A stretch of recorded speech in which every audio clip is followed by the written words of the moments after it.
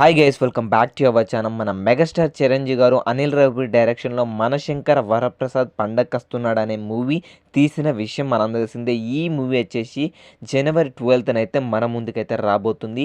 And ఈ movie మీద ఫ్యాన్స్కి చాలా ఎక్స్పెక్టేషన్స్ ఉన్నాయని చెప్పచ్చు.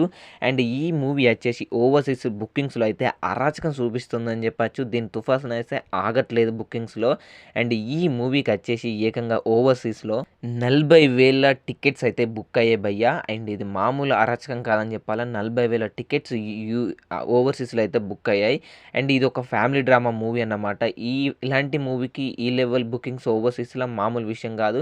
ఏకంగా $200K కూడా దాటిందన్నమాట. అండ్ ఇప్పుడు అది 300 అయిందో 400 అయిందో నాకు కూడా తెలియదు. 500K కూడా అయిందంట డాలర్స్. మామూలు అరాచకం కాదు. అండ్ ఒక ఫ్యామిలీ డ్రామా సినిమాతోటి ఈ మూవీ 500 కోట్లు కొట్టబోతుందని నేనైతే గట్టిగా నమ్ముతున్నా. ఎందుకంటే అనిల్ రావిపూడి వచ్చేసి తన మూవీస్ ఒక్కటి ఫ్లాప్ కాలే.